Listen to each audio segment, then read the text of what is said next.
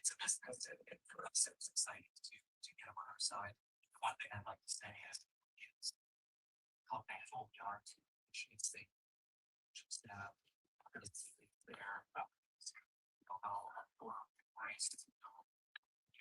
and also how much developed this year. Of Michigan State staff goes. We think he's pretty close to being ready to play the NHL. Considering what happened.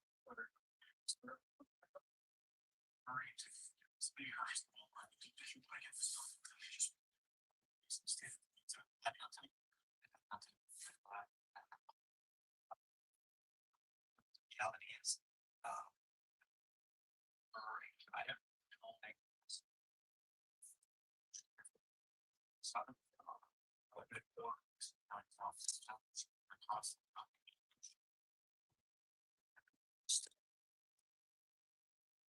understanding season is done that the team is not rushing now I feel it's very close chances few games put up big series from when you guys are I think physically the way is those the recent encouraging to season. I don't know, stepping to them from the UHL developing the body, getting strong. I think the amount of time he spent in the gym, you can see in his body how it's changed. It's almost at the teenage.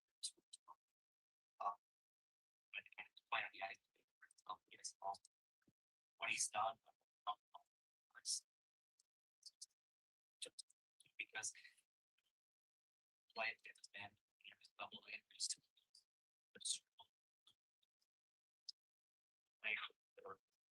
much older than so these would be stepping stone for him. We feel he's developed both nicely physically and mentally. Supposed to be ready to be in the NHL. We'll see the next 30 weeks.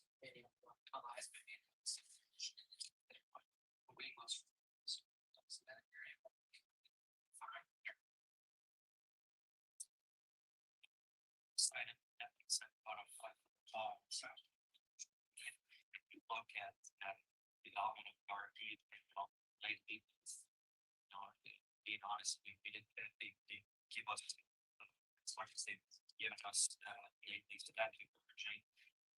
For in the future, Tyson Force fairly steep this year.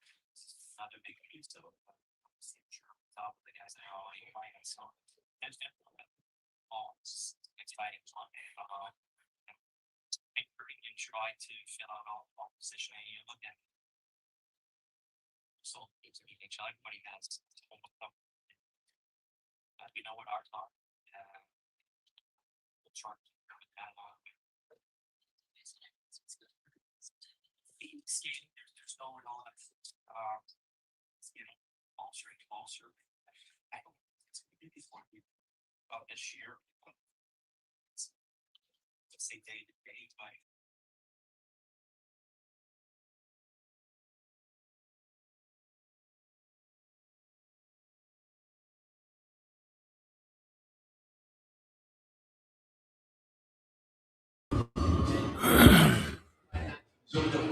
All right. We're live. Just me and you, Bundy. Hang on. I forgot to put myself up on the screen. I don't know what happened. We've done that before, and I guess the audio on Russ's phone just wasn't picking up Danny for whatever reason. So that was bad. Yeah, I couldn't make out a word Danny was saying, so it's unfortunate, but that's the way it goes. And of course, he's talking about Porter Martone. Yeah. Getting the sense that we're going to see him Tuesday in Washington rather than waiting till Thursday. Right. Yeah. So Ant told me that he's en route here, but he obviously not going to play tonight. Michigan State just lost yesterday, so shout out to the Wisconsin Badgers. I think it erased a 2-goal deficit in the third period. Yeah. Come back and win that game in overtime. So they're Wisconsin's onto the Frozen Four. Michigan State, their season's over. Providence and Penn State both lost as well. So, there's that. But, there's a lot to get to tonight. The Flyers still in the thick of things in the playoff race here. The massive, massive win against Detroit. Were you getting a little bit nervous at the end of that game yesterday? Because it looked bleak for a while. How could you not get nervous at the end of that game? They scored 3 goals and super quick, and then they had a doorbell chance again to get the 4th goal and tie it. Yes, that was unnerving for sure. That was that got really, really bad. And Detroit was very, very aggressive with pulling the goalie. I think that down 2, they had the goalie out with like 4 minutes left. Scored immediately, had the goalie out again. If Coots doesn't bury that empty netter, we may be having a very, very different conversation right now. Yeah, not one we want to have either. But that's that. So the Flyers now sitting at 84 points, I think, right? The Blue Jackets, Columbus is playing right now, aren't they? Columbus is playing Boston right now. I think that game started at 5. The game was 5, right? So what's that? Okay. Oh, geez. All right. So Columbus is up 3-0 in the second period of that game. You had to figure not what we wanted. They were going to bounce back after the loss they had against San Jose yesterday. I think San Jose beat them with like a minute and a half left to go in the third period. So that was good. But like I said, a lot to get to. We haven't mentioned the fact. I don't know when we're going to get into it tonight, but like there's breaking news coming out of Las Vegas, Nevada as well. I saw this. I thought maybe like it was a premature April Fool's joke. I was like, there's no chance that this is real. It sure looked like when you first saw it, it looked like it was a fake thing. I assumed that like somebody like made the graphic as an April Fool's joke, and then like some idiot like accidentally tweeted it a couple days too early. If you lobby for a job all year long on a network TV, eventually you'll get the job. I guess, yeah, but it's weird that the job he's getting is a team that's good. They're in the playoffs. Vegas is firing their coach. Yeah. And they're in third place in the division. Now, albeit it's probably the weakest division in the league. It is not even close. And Vegas is not exactly setting the world on fire. They're at 80 points right now, but I think like 16 of those points are loser points. They only have 32 wins on the season, does Vegas. They lost in a shootout last night against the Washington Capitals.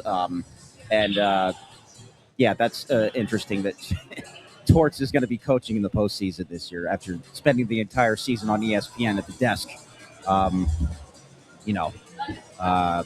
So Vegas is in third place. That's a weird move to watch happen this late in the season. It doesn't happen very often. I remember Lou Lamoriello did it with Robbie Ftorek, and I think he brought in Larry Robinson, and that actually worked. He did it with 5 games left in the season, if I'm not mistaken. And they were in the playoffs? Oh, yeah.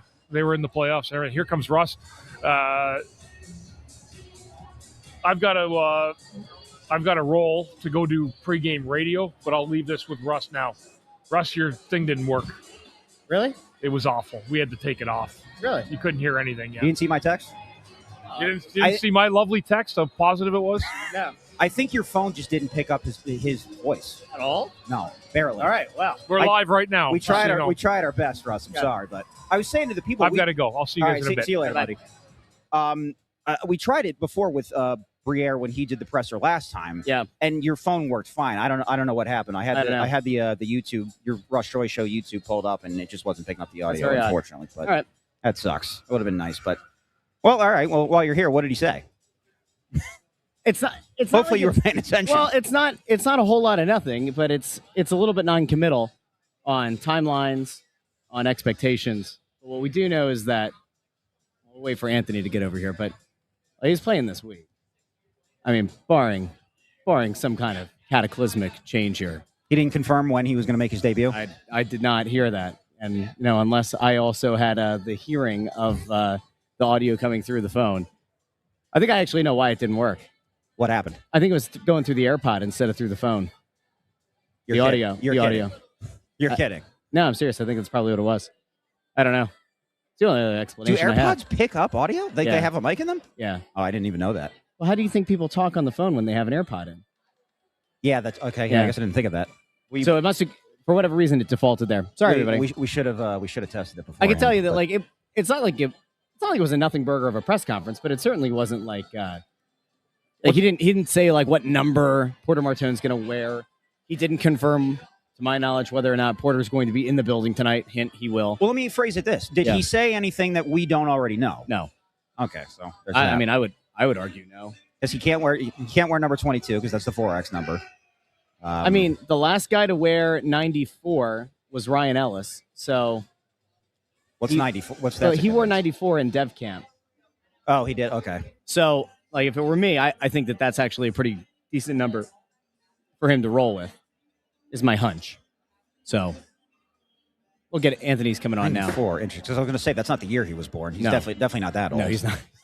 He's not older than I am. If he were that old and coming out of college, we'd be very concerned. Hey, better late than never. We'd have 31-year-old Porter Martone joining the team, soon to be 32. That would be bad, very bad. We had an audio issue with the stream, so what we're trying to do now is clarify what Briere actually said. And Andrew asked, is there really any revelations that came out of that? And I would argue largely no. He didn't give us a number. He didn't set a specific date. There wasn't anything totally new. I think we actually might be able to give people a little bit more insight than was given there. He's playing Tuesday. Like that. Danny didn't say that over there, but he didn't say it specifically. So, but he's going to play Tuesday. We did all that effort to go over there and try to get the audio, but so you're confident he's playing Tuesday? There would need to be something that goes wrong with paperwork, with physical. Like there's still some I's to dot and T's to cross before Tuesday, which will get done starting tonight when he arrives. Yeah, I mean, my understanding is he is on a plane that's due to land here. Don't say the time. We don't need Johnny Airport showing up. Johnny Airport's going to be there anyway. He's going to be there anyway. He'll be there during the game. He'll be arriving during the game. But he should get here. I would say he'll arrive here about the same time that I arrived here on Thursday. Second period. Oh, so is there a Phillies game? Was he at the Phillies game too? Was he in the clubhouse? In the clubhouse, with right? Bryce Harper. Yeah. No. So I think he's going to get here tonight. They'll start doing some of the particulars that you need to do tonight. A lot of the paperwork. Tomorrow will be his physical. Yeah. And assuming he passes it and there's nothing else to worry about, then there's no reason for him to not play on Tuesday. I think there was that thought out there that maybe they would delay until he got a full practice in with the team. I don't actually know if that matters that much. All things considered, no, conceptually, you're not talking about necessarily running the same stuff that you did in Dev Camp here, right? He didn't actually, participate in regular training camp or anything, but hockey's hockey, system is the system. He's a smart kid. He should be able to pick it up within reason, and they're not gonna trot him out there on the first line. No, so go out and play hockey. I mean, if you're Rick Tocchet, I think that also has to be part of the conversation there anyway. Is kid, welcome to the big show. The games are pretty important right now. Don't overthink it. Play simple hockey. Porter Martone's he's soon to be a pro. Well, he is a pro. He signed his contract, so he's a pro. He just has to play that first I call game. him a pro once he gets on the ice after signing that contract. Yeah. So I mean, look, it's great news, and Jackie Spiegel from the Enquirer's here. She was all over it in Detroit yesterday with this story. We all kind of knew as soon as Michigan State got eliminated that it was going to happen quick. What a shocking goal, by the way. I know. I yelped in the I was listening. Yeah. And I think it was close to the game's warm ups or whatever, and I was just oh my god, because it was a floater. Yeah. Tried to catch it. It's crazy. Yeah. So we knew it was going to be pretty quick that it was going to happen. Yeah. It's not a surprise to anybody, but I think it was maybe even faster than I thought. I would have thought I didn't think that they were going to have him on a plane here less than 24 hours after getting eliminated. No, I thought so. To be honest, just because this has always been what Porter wants, right? I understand that. Yes. This is a kid who I first met him at the scouting combine in Buffalo. Right. And this was a kid who's walking around in a suit every time I saw him. He's all business. So it doesn't really surprise me that this was such a quick. I mean, was there a little part of me that was like, I don't know, maybe he wants us to go back another year to try? Because they really had a very good team. But No, but I thought it was just going to be like, hey, go back to East Lansing, breathe for a day, make an announcement tomorrow, and then fly in Tuesday, and then he starts playing later in the week. And it turned out to be, nope, he's coming in today. yeah, he's here today. Yeah, he's here today. He's going to be here today. And then it's going to he's going to play. And he's going to, and I already said it as you were walking over, Jackie, barring something that goes wrong with the physical or paperwork, whatever, he's playing Tuesday Yeah, night. that's what I've been told by Yeah, multiple he's sources. playing Tuesday night. Yeah. That most likely, as long as everything goes well, Yeah, he's playing Tuesday. Yeah, it's going to happen. Nothing like facing Alex Ovechkin in your first I NHL know, game. I know, right? Have fun. Yeah. Now, I do. So people have been asking me on Twitter, who does he replace? It's going to be Carl Grunstrom, I believe. Yeah, That will come out because they don't want to touch the fourth line right now. I wouldn't. The way the fourth line's playing. Glendening almost had a goal at, Yeah. was it last? I don't even know what day of the week we are Yeah. anymore. Last night? Yeah, yeah. He had that great chance. yeah. But I mean, Couturier, Glendening, and Hathaway have played really, really well. And so you got to take somebody out of the top 9. And so it seems to me that Carl Grunstrom will be that guy. It kind of makes sense. Yeah. So Porter's a right wing, though, right? Yeah. Yes. Are you trying to Where do you put see that him? you're trying to sow the seeds of chaos of mentioning Mitchkov back to left wing? Is that what you're? I don't know. Feels like that's what you're flirting with there, Jackie. Talk What- to say doesn't here- want to think about it, but I mean that really kind of raises the Well, question, so here's right? here's what I want to know, and maybe you should put a poll up on this one, Russ, because I want to know what the fans think. Because everybody wants Martone and Mishkov to play together, right? That'd be fun. That would be fun. Might be chaotic and a bad idea. Well, But let's say you play them with Noah Cates, who's a very responsible center, Yeah. right? Very responsible. Are you okay with Mishkov going back to the left to put Martone on the right? I think at that point you are. I could do the poll. I think at that point, like if you're one of the fans who's been upset about the left wing thing, the only guy that you're probably willing to move Mitchkov back for is Martone because it's this abbreviated run and it's his first like You're not putting it with Zegras. correct. Right. Like as much as like they could work in the future, his first game, Correct. like it just you need someone like Noah Cates. You're not moving Sean Couturier off that fourth line because it's doing so well, and you can use him other spots. Like, Can we play a fun game? Do you have a conversation as a coaching staff? And again, putting the young player in an advantageous position. You're not playing him as like a top line wing. Do you have a conversation because of the shot that he's got and his ability to create space? Do you have a conversation about Martone getting some power play 2 time? Maybe not, I think he will. not in his first game, but like certainly. I think he will. Yeah. I don't think. I think that the power play is so dreadful that. Can't hurt. oh, excuse me, they were 2 for 2 yesterday. Oh, exciting! They had one good game. Like, come on, let's be honest, Jackie. So, like, I really think like whoever you bring in, try them. I don't care Yeah. who it is. Well, Try them. Also, I mean, Alex Bump should be on the power play, but that's a whole Yeah. other time. Can I build off of that with another question? I will. They have kind of alluded to the fact that at some point Juracek could get a look. Yeah. Given how bad the power play's been, Juracek I think is around a point per game guy so far in the A. I know that the A doesn't totally translate and all that. Do you have a conversation there? Yeah, I mean, like I know that you're trying to make the playoffs. That's obviously like the most important thing right now. But do you have a conversation when you go, yo, this guy actually might be able, if you play him as a third pair defenseman, Who you And- taking and if- out? I would take Andre out. But don't they have like a really good record when Emil's in the lineup? Do you Yeah, really? but- Do you really put that 2 and 2 together and come up with that? Like, I don't know if correlation and causation are the same. Like, I don't know. but, like, you know if- what? It works. But if you look at it and you go, Emil Andre versus Juracek, and the deciding factor is maybe Juracek can actually help you on the power play a little bit. Like, if you're trying to jostle some things up, like, I mean, look at the minutes that Sanheim and Ristolainen are playing right now. Right, they're playing 30 minutes a night, or almost 30 minutes a night. So your third pair guy is what, playing 12? Yeah. Like, it doesn't matter if you know what I'm saying. Like, So someone messes me when Sanheim blocked that shot last night yeah, at the end of the second period. By the way, I don't know if they showed it on the telecast, but like the entire bench stayed yeah. to like make sure he was okay. And he limped out. They not only did they show it on the telecast, they had a camera angle where they showed him walking down the hall. He's 100% that guy. Like in the Yeah. for people, the younger audience might not know, but like I think it's Monty Python where he's like, it's just a scratch. Like, Yeah, he's yeah. like that guy, but he's like losing. Flesh wound. Yeah, mere flesh He's wound. like losing a leg and an arm, and he's just like, Not it's dead yet. flesh. Yeah. Not dead yet. So it wasn't surprising when he was back playing, like I think the first shift in the third period. Yes, But for sure. So yeah, I mean, but to answer your question, Russ, yes, I do think that Jurasek is a possibility too. Yeah, I mean, I think it's an interesting. I think if this team were to like lose a couple here, then it becomes a more likely thing that he gets the call up. I do kind of wonder though. I mean, if they somehow pull out at least a point tonight, right?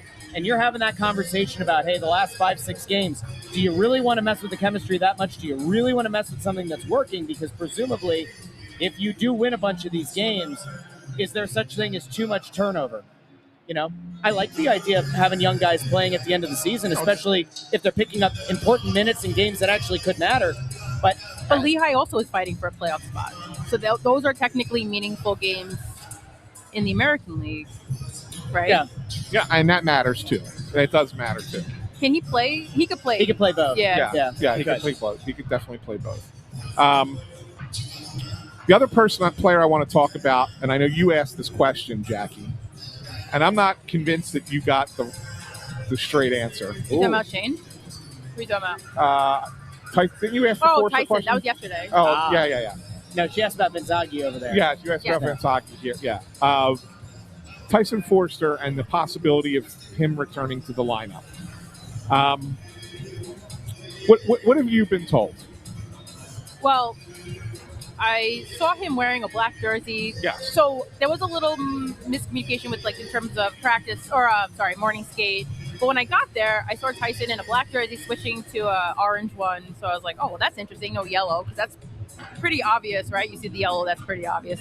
And then I did ask Tocchet, it was like a last second question, like, oh, just be sure that's nothing, right? Like there's nothing to that. And he's like, no, it's just, morning skate. Like morning skates generally don't have a ton of contact anyway. Right. So we've seen other players in quote unquote regular jerseys that were coming back from injury that were in regular jerseys for a morning skate because it's no contact in theory. Right.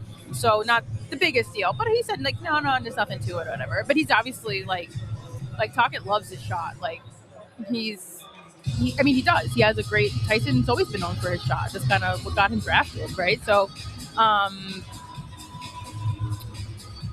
so I was basically told don't read anything really into it. He kind of maybe was like, oh, it'd be nice if the season was a little longer because then look, I don't think Tyson's that far away. He's not. Yeah. He's not. If it was up to Tyson Forster, yes, he'd be in the lineup tonight. Yes. All right, but it's not up to Tyson Forster. Sometimes it's good that it's not up to the player whether or not they get in the lineup. It's not up to the player.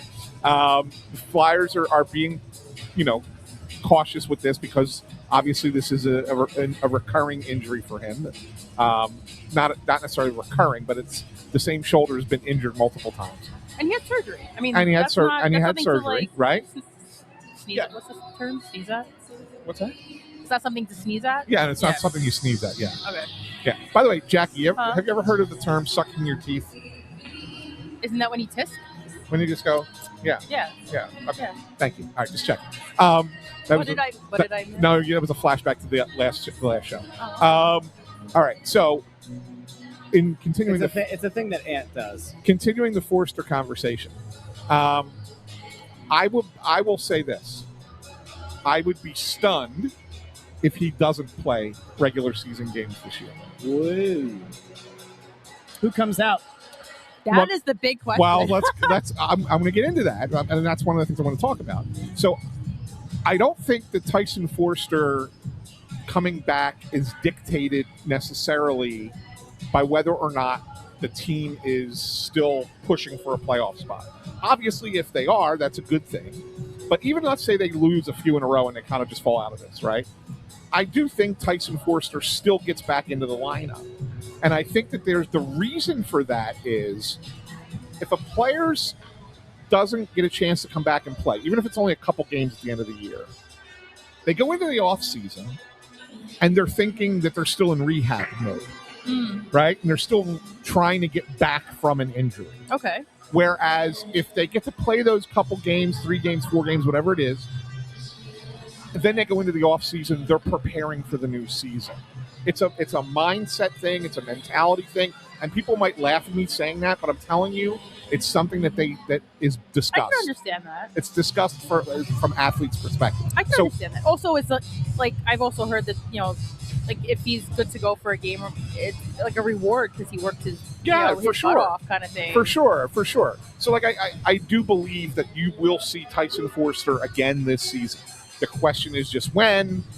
I don't think it's going to be. I don't think it's anything imminent. I don't think it's this week, but I do think probably sometime in April, Tyson Forster is back in the lineup, whether the Flyers are in the playoff push still or not. It feels like 3 weeks ago or a month ago they were saying that Forster would only be able to come back if they made the conference finals or something. So what changed? I don't think it was that far. I thought that it was just the playoff. No, I thought somebody had said publicly that it was going to be like second round at least of the playoffs.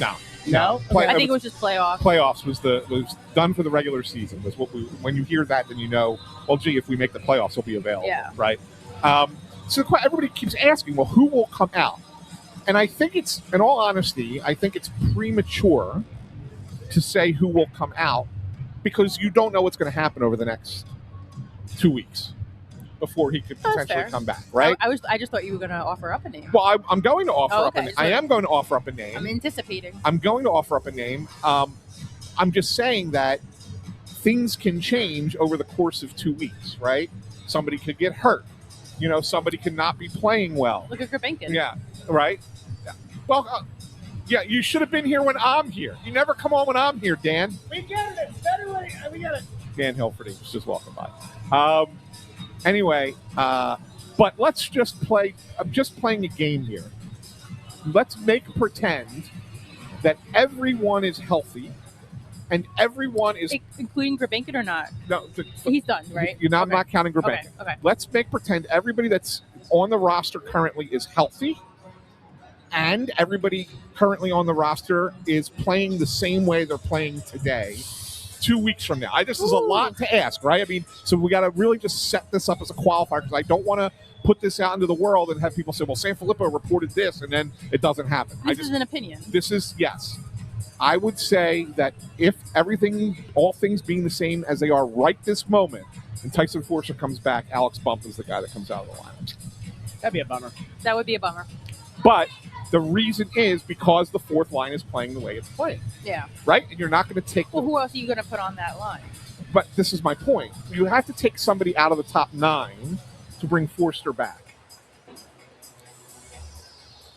Yes. Right? Well, okay. Can I ask a hypothetical? Sure. Can you put him on the fourth line to protect him a little bit? Less Forster, minutes. Forster or Bump? Forster, because it's less minutes.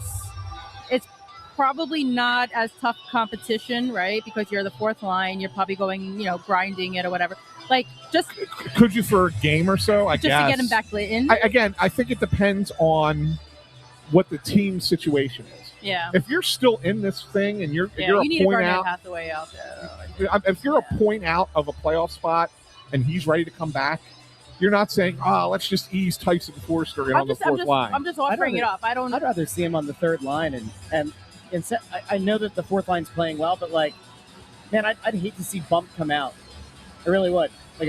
I know you would, and nobody wants to take the young player out of the lineup. They all want to keep the young player in. Yeah. But if you're trying to now, if they're out of it, and then it's different. It's a different conversation. If they're out of it, it's a completely different conversation. But if you're still in this thing and trying to make the playoffs, that might be the way they go.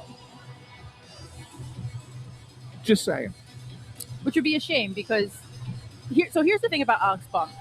And I've talked a lot about Alex Bump. I was at the Frozen Four. I've done a ton of stories on him last year. Alex Bump is the kind of player that right now maybe he's not getting... I mean, I know he had a goal the other night, but that was a lot of what Christian Dvorak was doing on that goal. He was just sitting dead red in the middle it was easy kind of thing. Right. But even if he's not getting points, what Alex Bump does and what Alex Bump does well, especially... I remember in the Frozen Four last year, right? I don't even think he definitely didn't score in the tournament, and he didn't. He had a couple assists, if I remember correctly. But he creates he was the one who basically created space for the game winner in the semifinal.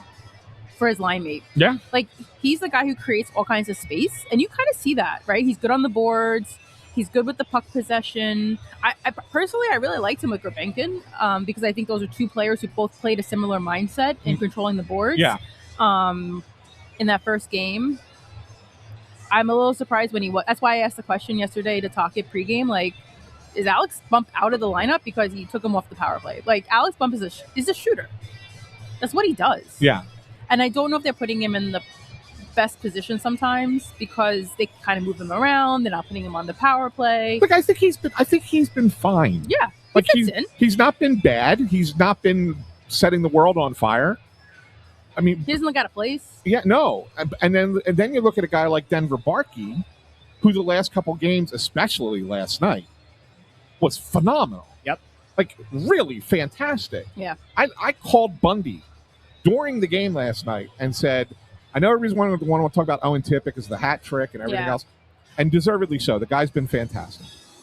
But Denver Barkey I kind of wanted to. So was a revelation last night how great yeah, he played. no, we only get like a certain amount of people post game. Yeah. And I was like, I wasn't really writing anything for this morning. Technically, I wrote the game story, and I put a couple quotes in that. But a lot of times I'll write a game story or something bigger analysis for the next morning. Right. But I was like, if I don't ask for Tippett, people are going to be like, can I say bitching and complaining? Yeah, like, sure, of course. I would hear, you would hear like comments or whatever. So I was like, all right, I got to ask for Tippett. And then obviously Jamie had a good game, and you needed a defenseman in that kind of game, right? Especially after it collapsed a little bit in the third. And we actually did ask for one other player. It just didn't happen, whatever. But I kind of wanted to talk to Denver Barkey, but it was such a limited window because like they were rushing out, obviously because of tonight. So, I don't know. Like there was the play he made on Tippett's second goal, and I think a lot of it. I kind of asked Tippett the question post game because I think a lot of it is that they're so afraid of Tippett and his speed, and you see the defenses now starting to like backtrack and collapse when he's skating up the ice, or they know he's even on the ice because you never know when he's going to get the puck. And I asked Owen Tippett that last night. I was like, because you're there, do you think that helped create all that space for Denver Barkey? It was a great play by him. And also, I don't know if people realize, like, he made the pass and then cut in front of Edvinsson to kind of create a little screen, and then a little bump. Then Edvinsson also just skated right off and went to the bench. That kind of helped that, too. On the second goal? He went down on one knee to try and block it. Oh, no, I thought you were talking about the other goal. No, I'm talking about the second goal where Barkey carried it up. And, Gotcha. Yeah. It's those little details, like Travis Konechny. We've talked a lot over the season about those little details that people don't notice. We talked a lot about, like, Bobby Brink when he would make a play on the wall, or even Matvei Michkov's reverse hit that he had against the Senators earlier in the season. Like those little details that, in the moment, you don't really pay attention to, but that little where he cut in front of Edmondson after making the pass and like kind of almost created a double screen on the goalie. Like, it's a huge play. Yeah.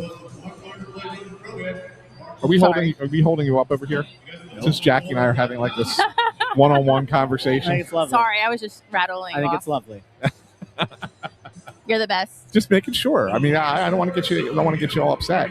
I'm not upset. I'm not the one who rage quit the press row show the last time. What? Yeah. Wow. I mean, he shut off my mic in the middle of me talking. I did. Like it was ridiculous.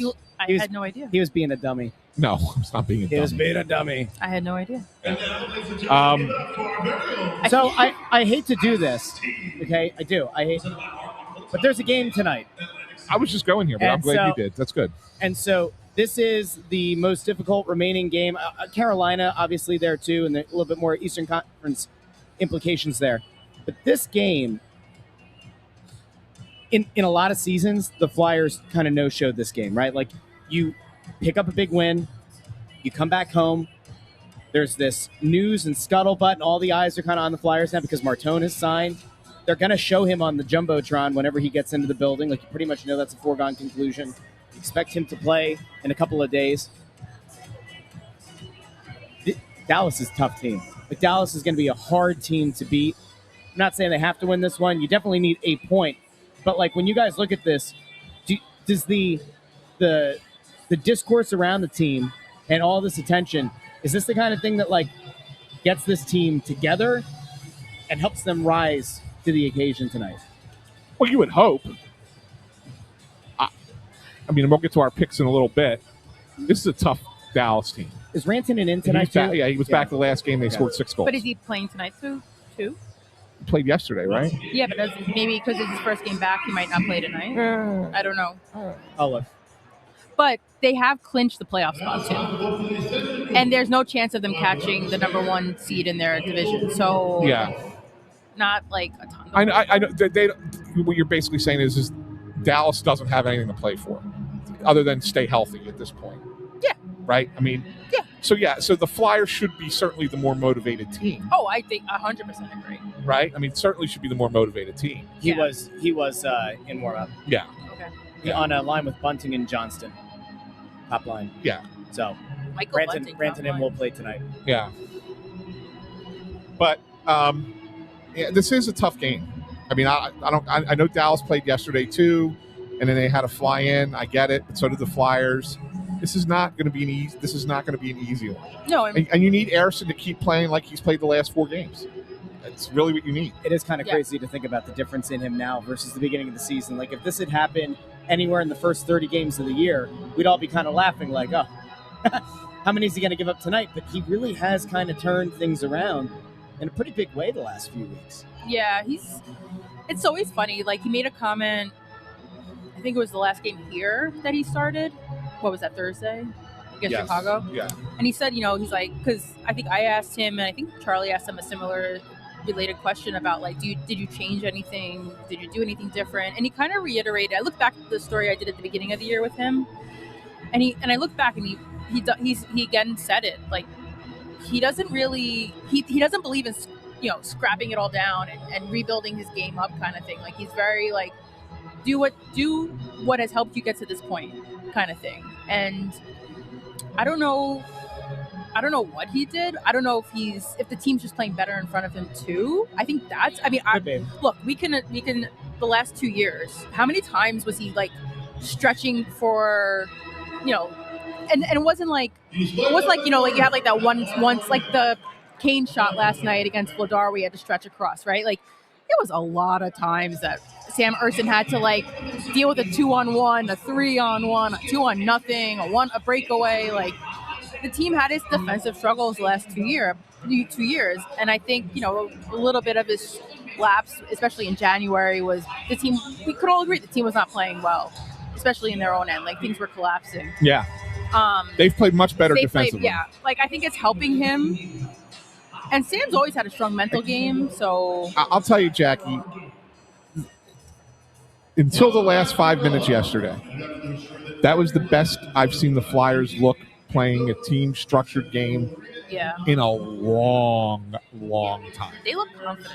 They did look confident. They looked so confident. Yesterday. Yeah. Yes. And then all of a sudden, the last 5 minutes got hairy. That was pretty bananas. It was you got to give Detroit a lot of credit for the... It got hairy there. Well, did it?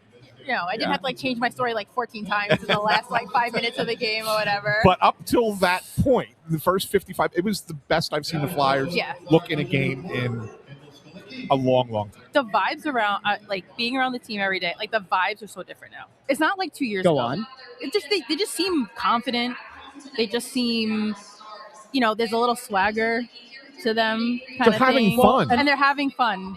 I mean, Ant was saying before about it was the Sanheim moment last night, right? The block. And the guys letting him go first. We've heard all year about this locker room and this group of guys really getting along and liking each other. And like a lot of times there's the joking around about the word culture. And when you're losing games and you hear culture, it makes me want to puke. But when you see things like the way that this team really does feel like they've galvanized, I mean, there is something to it. There has to be. It's a common phrase in hockey. Yeah. Right? It's every team talks about culture. This isn't just a Philadelphia thing. This isn't just a Rick Tocchet thing. This is a hockey thing. And I can promise you, before the Florida Panthers won their Stanley Cups, when they were missing the playoffs and they were a mediocre team and they were going through it and they were trying to figure out like how to take that next step, the thing that they were talking about first and foremost was developing the culture, right? Culture is I know we joke about it and people hate it, but it's like I did a podcast with Chris Pronger that'll come out soon on on the Inquirer's YouTube and Facebook page and whatnot. Or I think we put it up on the actual website also. But Inquire.com. Inquire. I'll help you out, Jackie. Thank you. Even though I don't work I there. felt a lot under the pressure the other day about that. Inquirer.net. It's good. .com. It's all good. / sports. Yes. / Flyers. / the 3 stars. Whatever. So No, but he talks about culture and how important it is because it's all about buying in. Yes. And playing for the guy next to you. And there was never that question necessarily if that wasn't the case, that they weren't going to support each other. But there's happiness in the room. It's just that's the swagger. It matters. It's such a The swagger. the swagger. It's swagger. all about the swagger. It's all swagger. She didn't say swagger. She said I know, swagger. I heard it. No, I'm but just it's trying to let it go. But it's such a She sounds like the people that I was, elbowing on the streets of New York the other night, with the weed smoke everywhere, and those people on the little bicycles with the giant LED lights in the back blasting their hip hop. That's Jackie. He was in New York and he decided to sabotage the show. I didn't sabotage it. I was, trying to. Intern, let me in. Let me in, intern. Listen, it was going to be that, or it was going to just be you reading off the questions to Kurtz while he's just like, I did ask that question, didn't I? We don't need that.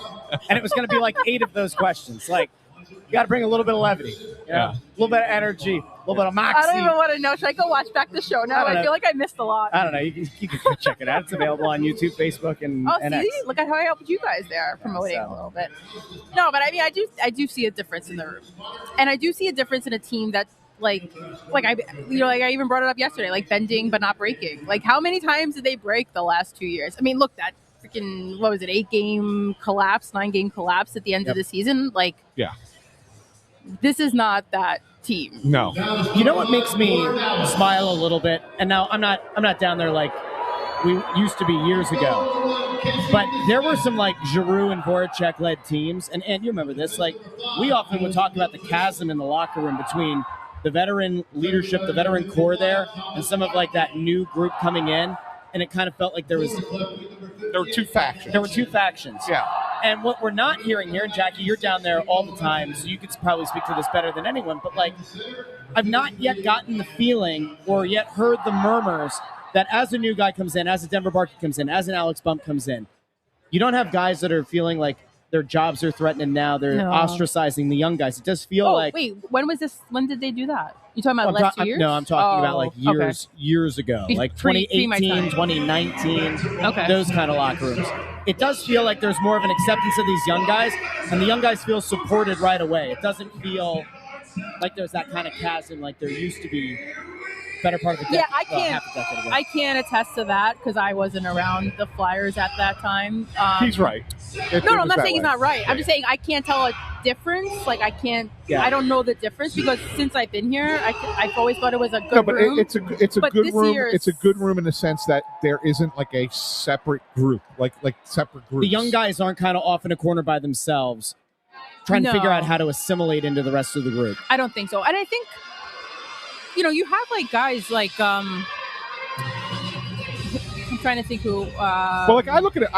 I'll give you one because here's 2 guys who were not on the same team a year ago, were brand new to the Flyers this year, and they're best friends. It's Zegras and Dvorak, for example, right? They came in and they both of them assimilated right away into that locker room. Yeah. Right? And they're thick as thieves now. Well, even Glenn Denning, I talked to yesterday. Yeah. By the way, Good dude. Great guy. so great guy. I will say, he's closing in on 1,000 games. Next year, he Okay. needs he needs the rest of the season and then 65. I think it was next year. This is a guy that wasn't drafted, that played 4 years in college, that played 4 years of high school hockey, that played in the East Coast Hockey League, or I think it was technically the ECHL by that point, played in the AHL, and it's just a mucker and a grinder, and he almost got emotional. I said to him you're closing in on 1,000, even Couturier, 1,000 games, they're around that same number that they need. I was like, you're closing in on 1,000 games. Like, what has this been like? You know, like, what has this been like for you? And he's like, oh, I'm not that close. And I wanted to be like, buddy, you kind of are. Yeah. Like, you're at least at 9 something, Yeah. right? But he's just like, I just find joy. I just look for the joy in things. And I'm like, well, I'm the stealer of joy. So, but I can appreciate that. Like, and he said, but as soon as he got in the room, like, everyone, like, brought him into the mix. That's a good thing. Yeah, like, it almost does make you think.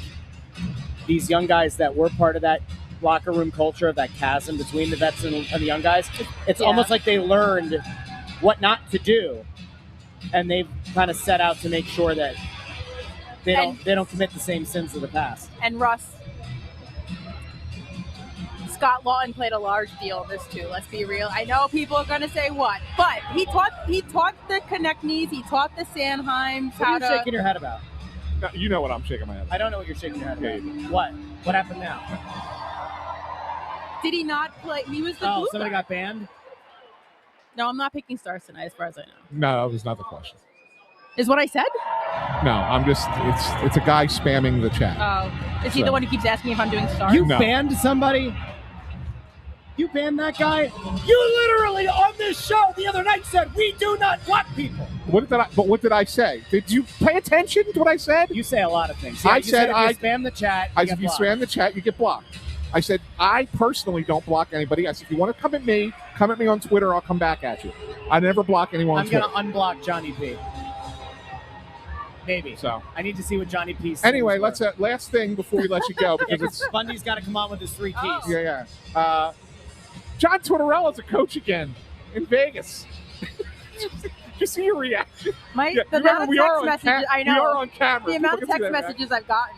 You know, I'm actually disappointed. I was supposed to go to Vegas if Michigan State made the tournament. Yeah. Crazy, right? You know what they have out there? I was shocked. You know what they don't have out there? Shock. What they don't have in Vegas? That silly podcast.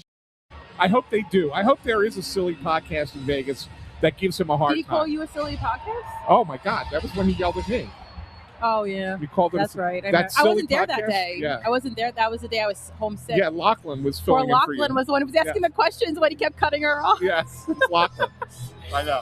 I know. We laugh about it over at the Phillies. Shout all out the Cover time. Lachlan on the Phillies coverage, by the way. We laugh about it all the time. Torts, did you take the job because you really just wanted the opportunity to coach Carter Hart? Not answering your questions. This is what Vegas does, though. They fire coach. Like, I remember sitting there and being like, did we just get pranked by the Gerard Gallant firing in the middle of January when the team was leading the Pacific Division? Like, what are we doing here? This is not a shocker. But notice how it doesn't say how long. Yeah. How long he's, and it doesn't say interim, though. It doesn't. But that doesn't mean this isn't only going to be till the end of the summer. Right.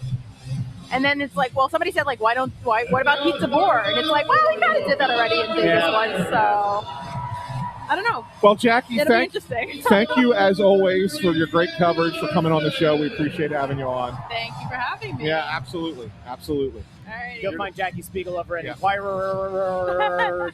Yeah, for sure. And to answer Kyle Adams, I never had another coach come at me like that. Not another coach. I did have a couple of people in the executive office come at me like that. And then they were fine. They got over themselves and everything was hunky-dory a day later. But it has happened. So. All right, Bundy's coming back over. I don't think he's going to be in time to give the 3 keys. We'll talk about his keys later. Look your prediction. Got to do a prediction. There he is. Look at the stud. He got a haircut. The man's got a haircut. He looks like a bona fide stud. What do you need? Do you want to do your prediction? No. We don't have enough time. Prediction, not keys. Oh, my prediction. Yeah. I thought you meant the keys. Let's go 3-2 Flyers. Intern? I'll go Flyers 4-3. I think the Flyers have a statement game. I do. It'd be great if they do. I think Sam Erson's actually going to have a good one tonight. I'm going to go 3. He's been great I'm since going to the go All-Star 3. break. You ready for this? 3-1 Flyers. Wow, that's crazy. Sam Ersson. That's statement crazy. win. Yeah. I'm going 4-3 Dallas.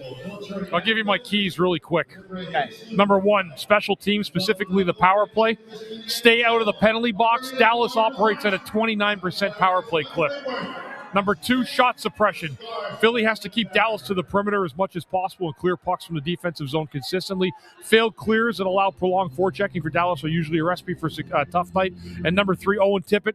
He just needs to keep doing what he's doing. We'll be back. First intermission, second intermission, postgame here on the Press Row Show. If you haven't done so already, like the video, share the video, subscribe, and we'll talk to all of you here on the Press Row Show.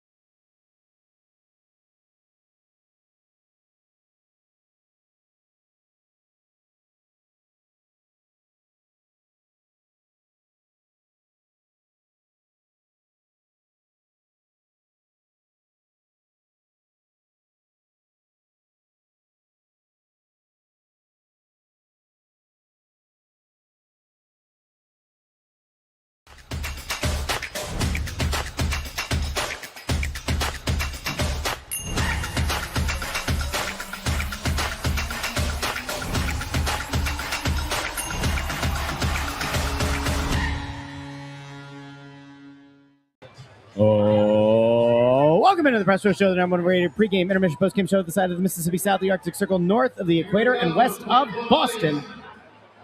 I'm Russ, Ant, Bundy, intern Andrew on the ones and twos. 12 total shots between the teams in the first period. You know what, guys? The Flyers, I know that we can have the conversation. We certainly will. Dallas, Ant, not a lot to play for here yet. I'd still make the argument a very talented team, and the Flyers do not look out of place through the first 20 minutes of this game against the Dallas Stars. No, it was not a lot of going on that period, but yeah, I mean they're playing pretty even with it right now, right, Bundy? You would say about an even period there. Yeah. Not a lot happening there. I know everybody's keeping everybody's scoreboard watching. The Boston Bruins scored a power play goal. Pavel Zacha scored with 11 seconds remaining in regulation to send that game with Columbus to overtime. So Blue Jackets getting at least a point out of it. But the Flyers can still catch up, make up some ground on them. If they win, Columbus loses, pick up a point on Columbus. They could pick up 2 on Pittsburgh, who's not playing today, and they could get within 4. Two of the Penguins. We'll get within 2 of the Penguins with a win. So there's still angles, right? There's still angles to play here. So anyway, that's what's going on. Don't just focus on Columbus, everyone. Really, don't just focus on Columbus. Like there was somebody who was yelling at intern Andrew. And yelled, the poor intern. On Twitter, and really unintelligent individual. I won't say his name. But talking about the fact that, the Islanders won yesterday, so that took the Flyers out of contention for something. I'm like, no, it didn't. Like, there are other paths. There are other teams that you can catch, and you can still catch the Islanders because you have 2 games in hand and a game head-to-head against them, right? That's what I get for being positive. Right? That's what you get for being positive. So there are paths. You were going with the low IQ individual line there? I like it. Well, I mean, it is what it is, right? I mean, So anyway, yeah, I mean it's just it. I mean, there's a lot of paths. If you ask me today, I still say no, it doesn't happen. But there are several ways to carve up this path to the playoffs. The problem is you lose one game, it could be devastating. Like one regulation loss for the Flyers, and you're in trouble again. If it's to one of the teams that you're chasing, for sure. If it's to a Detroit at some point again. You could lose this game tonight, and it's going to hurt a lot. It does in the moment, but like in the grand scheme of things, it doesn't matter. It's 2 points I think that you need to get tonight, though, to keep yourself in the hunt. So that's why tonight I think is a super important game. Yeah, I mean it's important. If Columbus loses that game in overtime or a shootout, they'll be on 88. And you mentioned Pittsburgh is idle tonight. They're on 88. The Flyers entered tonight with a game in hand on Columbus and on Pittsburgh. They will be level on games with Pittsburgh by the end of this. They'll still have one in hand on Columbus. And yeah, they could be 2 points back. Yeah. I mean, at this point, I think you probably do root for Boston in that one. Oh, you absolutely root for Boston. That first wild card's not your concern. You want either that second wild card or that third spot in the Met. So we'll all keep our fingers and tootsie toes here crossed. Enter, do you have the game pulled up over on the iPad? So all right, so he'll keep us posted on how that's going. But it is a little bit of fun. If nothing else, guys, it is kind of fun for the first time in a long time to be scoreboard watching at this point in the season. And Bundy, I actually want to pick your brain on this. The difference between where this team is at with 11 games to play versus a couple of years ago when Torts benched Couturier, tried to galvanize the team, and they fell flat and they puked all over themselves. What do you see different about this team versus how things were going at that point a couple of years ago? Yeah, much more resilient team, and they seem to have a better grasp of what's going on in front of them. Like they play good hockey. They're playing better defensively than that team was, and they're climbing the standings still. So there's a lot of difference between that team and this one, and this one's a much, much better hockey team. There's no doubt about it. I would almost make the argument, Ant, that the other nice thing about this is the amount of young guys that are in the lineup that are also contributing and don't look out of place here. Oh yeah, of course. I mean, yeah. This is what we kept saying all along, Russ, and we get crucified for it. But the reality is, you need a blend, right? You need a blend of young players and veteran players.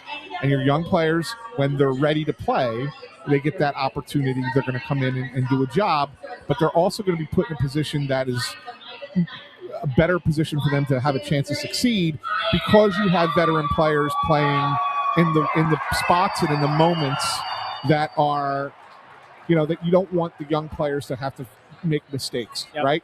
And so, you needed that blend. The Flyers are far from complete, far from where they ultimately want to get to. But you watch them play, and they play hard every night. Yeah. They're in every game. Win or lose, they're in almost every game. Yep. And that's just the way it is. And that's a good thing. There's nothing wrong with that. That's developing your team. That is building your team. Now, the next steps are the hardest steps. We've been over it countless times. Where you go from here is the more important thing. But to get here from where they were a couple of years ago, if you view it negatively, you don't know what you're talking about. Yeah, they've made strides, and they continue to make strides. Even though when you really look at this season as a whole, I mean, they had that one hiccup in January, February, where it was a terrible month, and they got behind the 8 ball, couldn't make up any ground, couldn't stay ahead with the ground they had, and that hampered their season. If you take away that, Bundy, I even argue that if you go 2 games, different in that stretch, you're in. You're in a playoff. You're in a playoff spot. You're probably in a playoff spot. Yeah, right. 2 games. Yeah, you could have had a lull. It just couldn't have been that bad of a lull. Right, and it was a bad lull. Right, and really that was the problem. If 2 games would have gone differently in that stretch, you're not chasing right now. So Bundy, since that's such an anomaly, do you look back on that and I think we'd all probably agree that wasn't indicative of what this team actually is. It stands in such stark contrast. That is the anomaly. But why do you think it happened? Yeah, I mean, there's a lot of reasons. Goaltending wasn't great at times. The teams defensively, they fell out of favor with what they were doing. They were giving up weak side goals that were just plentiful for the team to handle. It was too much. Why did it happen? That has to be talked about. You have to look at it at the end of the year and understand what went on there. But I think there was a myriad of things that went wrong, that the Flyers are just not able to get their legs under them on a nightly basis to make up for those losses and to offset the point differential that they failed to get in those games. And keep in mind, there was one other thing that kind of maybe gets lost in the shuffle, and every team faces this, right? So I'm not trying to use this as an excuse. It's not. But they went so bad defensively and structurally during that time, and they didn't have practice time to fix it. Right. Yeah, that's right? a big problem. So everybody's got the same problem, right? Everybody's got that same. But the mistake was that they went so far. They got so far out of themselves that they didn't have any opportunity to fix it. You can have a game or two where you go bad, and then you get right back on track, and you get back on the horse, and okay, fine, it is what it is. They were so far gone that they didn't have a way to make it. They didn't have time to make answers. Yeah, agreed. Right, and agreed. That's the problem. And for a team that has as much youth as this one does, that's kind of a backbreaker. It was. It absolutely was. And yes, Vildar was hurt, as Rob Ski points out. He did miss 2 weeks, I think, when he had that injury, and that's when Ersson was terrible. Tampa exposed them in those 2 games. Yep, the home games. 2 home games here. Exposed them, and it was just like everybody else in the league went, "Oh, that's how we're going to play against the Flyers," and they couldn't stop it. They couldn't figure it out for a month. Yep. And then they took the Olympic break and said, "Okay, here's what we're going to do. We're going to do this differently."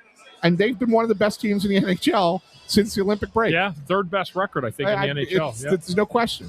It's crazy. It is. All right, what it isn't crazy is the amount of talent and skill that intern Andrew has, and it is the first intermission, and so it's time for intern Andrew's stat of the night.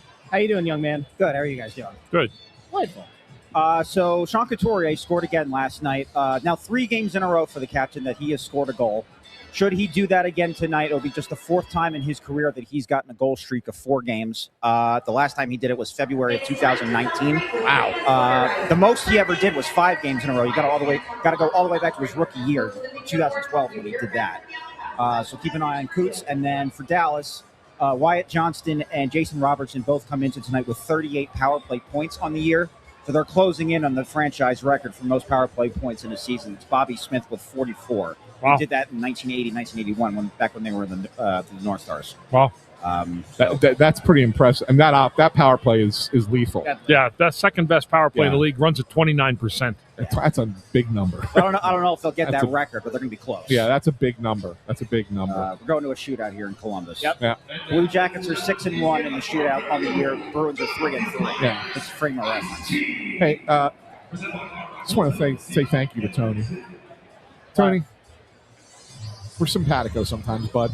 Thanks, pal.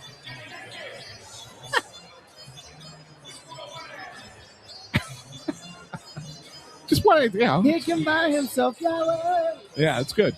It's good. Appreciate it. Intern, nice job with your stat. Thank you. Multiple stats.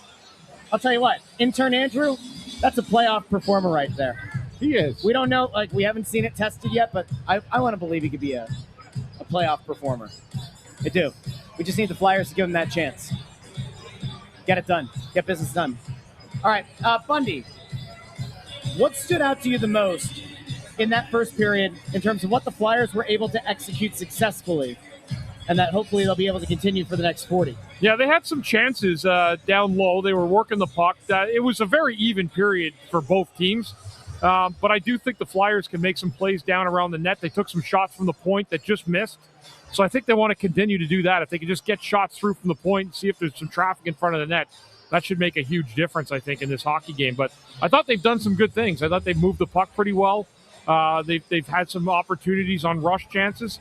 It was a well-played period by both teams, and it was a very even period all around. I remember 2 of the 3 keys. One was shot suppression.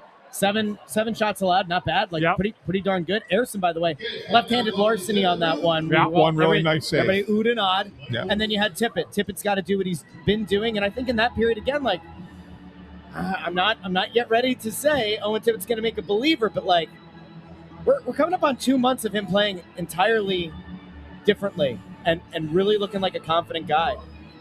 What was the third key? Does Tippett look good? Shot suppression was there. I forget what the third key of the game. Keep Dallas off the power play. That was it. Well, they didn't do that, but they kept them off the scoreboard. They killed the one penalty that they had. So, good stuff. Can you imagine if the Flyers got to a point where their power play was anything other than dog doo-doo?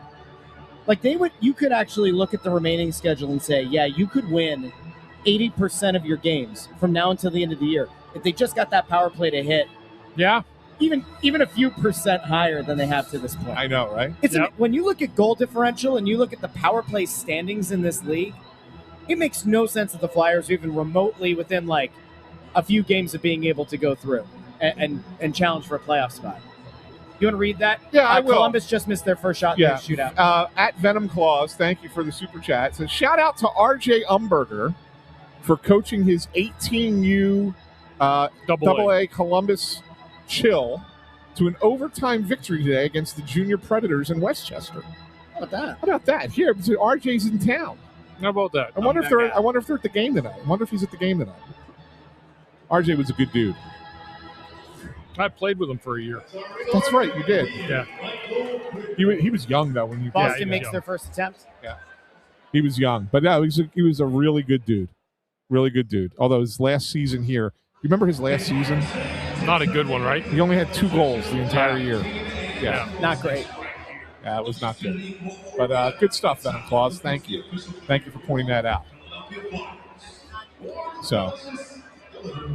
I was wondering if you had another thing that you wanted to kind of tee off on there. So, to this point, Porter Martone not yet in the building, but it does seem like this will happen at some point during this game. You imagine there's going to be a Jumbotron kind of appearance, and the place is going to have a massive pop. I assume so. His plane landed probably about a half hour ago, I want to say, roughly. Columbus missed their second shot, sorry. Yeah, but Boston scores the next one, they win. He is not yet here in the building. Yeah. I assume he's on his way, though, at this point. So, right, second round of the shootout here. Here you go. This could be it right here. Did he just lose the puck? I thought he did along the boards. Goes Where are you seeing the backhand, shootout? misses. I got it over here. Yeah. Do you want me to blow it up big time for There you? you go. Yeah, blow it up big time. So we'll watch the last Columbus shot here together. If Columbus misses or there's a save, game over. Boston will pick up 2. Columbus will get 1. The Flyers will be within 2 points of Columbus and Pittsburgh. Let's see how this one plays out. No, with a win, they would be within 2 points of Columbus and Pittsburgh. Yeah. Yeah, they would still need to win. Sorry, tonight. I'm just thinking about the Flyers, kicking some ass tonight. All right, that's a goal for Columbus. Yeah. Ruh-roh. So Ruh-roh. Boston needs to score here to win it, Or we're going to a or go to round. a fourth round. So What time did that game start? 5 o'clock, I think. So, Bundy, that whole principle about how we play in this building, they play the longest games, that's only 3 hours, and they're in the third round of a shootout. Yeah. If this game were being played here, it would be like 10:45. Yes. All right, here we go. Boston, chance to win it. And they And do. scores! Oh, he got it. Boston. Arvidsson Puts Boston up. That is game, set, match. Columbus walks away with only 1 point. Oh, Boston won that with that. Okay. So Yep. what that means from a standings perspective, if you're scoreboard watching right now, Columbus will end the night 74 games played, 88 points. Boston will end the night 74 games played, 92 points. So as things stand right now, the Flyers at the end of the night will have played 73 games. They will have 1 game in hand on Columbus, and we'll see how this plays out. As of right now, they are 4 points back of Columbus, 4 points back of Pittsburgh. A win tonight now for the Flyers gets you within gets 2. you within 2. Yep. And a game in hand on Columbus. And a game in hand on the Islanders too. Yep. You would be within 5. You would be within 3 of them. So I mean, And you have a game left head to head with them. So pretty big 40 minutes here, guys. yeah, for sure. I don't like the scoreboard watching. Actually gives me like agita. A good word on a night tonight like this, Anthony. Yeah, it's Italian. It's Italian Heritage Night here. Is it? Yeah, Bundy, I had 3 T-shirts that I was going to bring for each of us to wear on camera. They were all Italian themed, Oh, really? and I forgot them at home Oh, okay. when I left for the ball Okay. game. This morning. I was halfway here, and I cursed myself out in the car. I was so mad that I forgot these T-shirts for me, you, and Russ to wear on camera. But I want the Italian Heritage shirt that they're giving out tonight. There's a bunch of jamokes walking around right now. No Italian Heritage. What are they doing with the shirts? yeah, I'll tell you what else I know. I know that we'll be back second intermission and postgame here on the Press Row Show. Do us a favor. Like the video, share the video, and subscribe. Ring the bell to get notified whenever we go live with a new episode. And I expect all of you to come back for second intermission and postgame here on the Press Row Show. Talk to you soon.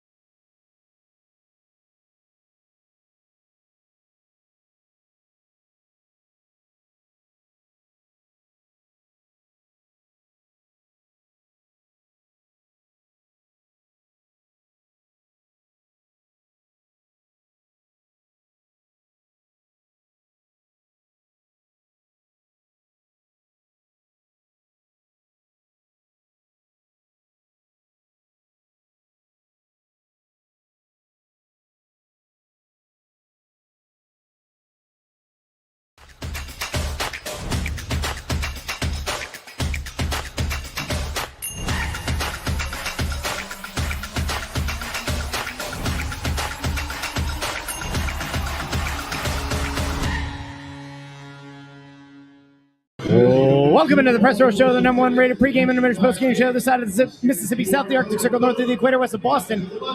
Porter Martone's in the building. We're going to talk about the game, but obviously that's he's not yet been shown on the Jumbotron, but we have our ways of capturing images out of the GM's box.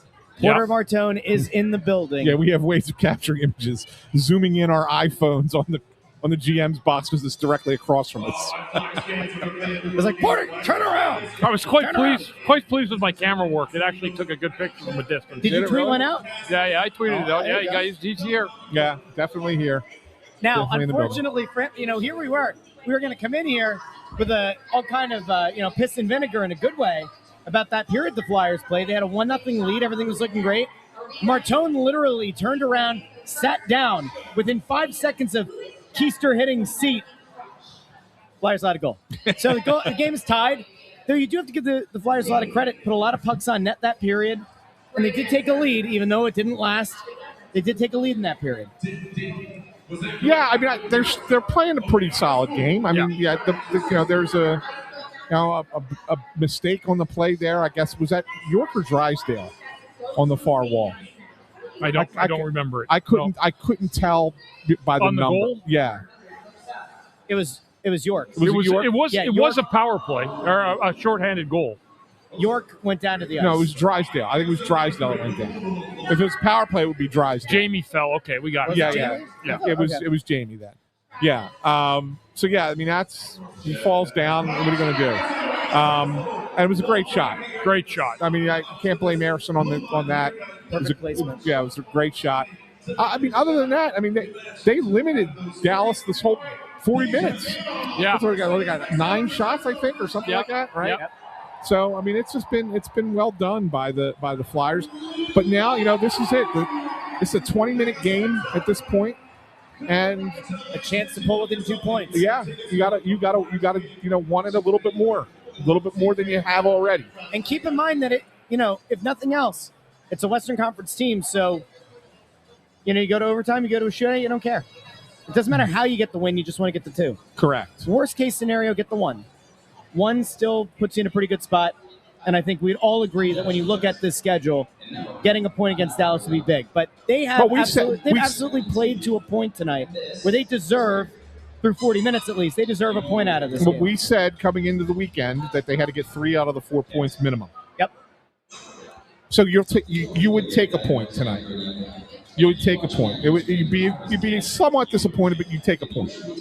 But they definitely don't look out of place tonight. So good on the Flyers for putting 40 minutes together so far tonight. And it's been rock solid. Yeah. I'll tell you what else is rock solid. Intern Andrew, man. I'm going to talk about a guy. You're going to this quick. I am, because there's a reason for it. Okay. But you want to talk about a guy who takes his job seriously, the guy who does the research, and the guy who occasionally stumps even elephant brain Bundy over there, who never forgets anything. I don't know if tonight's going to be the night. I haven't asked him anything about his trivia. By the way, these are the only 2 teams I played for. That's my trivia of the night right there. Did you know that, Andrew? Yeah, of course I did. Sure you didn't. You didn't even know Forsberg was a Flyer, for God's sake.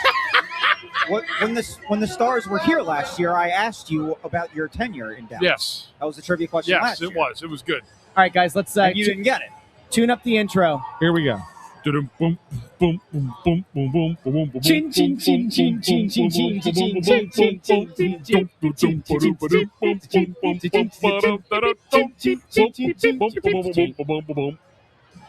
I took Chin away from you. You did, and I adapted on the fly. Proud of you. Intern, welcome back. Thank you. So I centered this question around somebody who was on our show. I can't remember if it was last year or 2 years ago, but he was promoting his book. Brian Propp. Okay. Played 790 games here over the course of 11 years. I think played in 3 Stanley Cup Finals for the Flyers. And then the 89-90 season, the Flyers, not their best season. And Bobby Clark, that was his last year as the GM. Yeah, I know. I saw it. Oh, so good. What am I missing? Ronnie Serpico said, "My wife left me for intern Andrew." Oh, yeah. It's a dog-eat-dog world out here. Brian Propp played here 11 years, and then 1990, he was traded. Yes. And shortly thereafter, at the end of the season, Bobby Clark was fired as the GM of the Flyers. Correct. The following season, he was hired by the Minnesota North Stars. So months after trading Brian Propp, he then signs Brian Propp back as a North Star. I think what was a surprise to a lot of people, the North Stars in that first season ended up going all the way to the Stanley Cup final. Yeah, and they did. won for being eliminated by the Penguins, or losing to the Penguins. Propp played in 23 postseason games that year with 23 points. Can you name the 6 players that played in the playoffs that year that had more points than him? Lemieux. 3 Penguins, 2 North Stars, 1 Bruin. Bobby Smith. No. Lemieux is correct. Yeah. Lemieux's an easy one. Yeah, He was so good that year. You got to go with, I don't know, let's go with Kevin Stevens. that is correct. Yeah. Joe Two. Mullen? No. No. Ron Francis. Ron Francis was going to be the other one I said. No? Okay. Was Rick Tocchet one? No. Was that the year before Yeah, he got no, there? that was That might have been the year before he got. The year before, That was the yeah. year before he got there. Okay. All right, so we got 2 Penguins so far. And then you said there's 3 North Stars. 2 North Stars. I'm trying to think of the North Stars back then. I remember that team. 2 North Stars, and you're missing 1 Bruin. Penguin and 1 Bruin. And Mike one- Madonna? No. No, I was. Before, no, I don't think Was that what, he wasn't there yet? he might have been, but he was young. It would have been really young. Dave Gagne. Yes. Oh, Dave good- Gagne, yeah. Good Remember Dave pull. Gagne? Yeah. Good yeah. pull. What year was this? 91.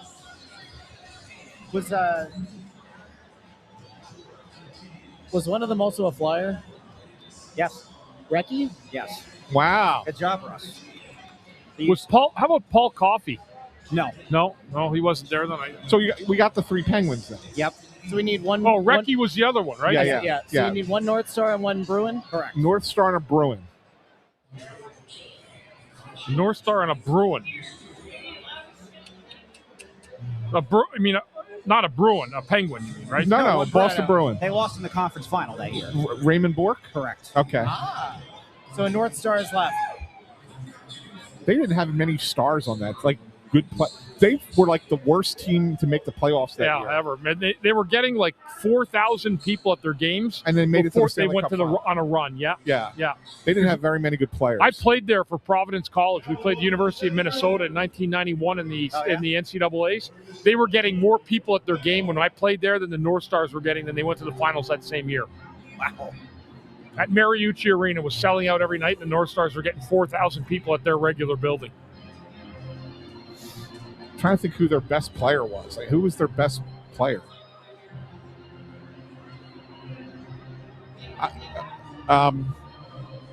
It would be a name we recognize, Andrew, like a name player.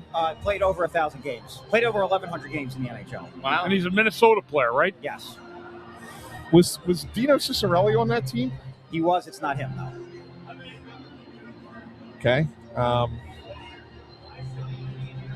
I'll put it this way. I don't know if this is a hint.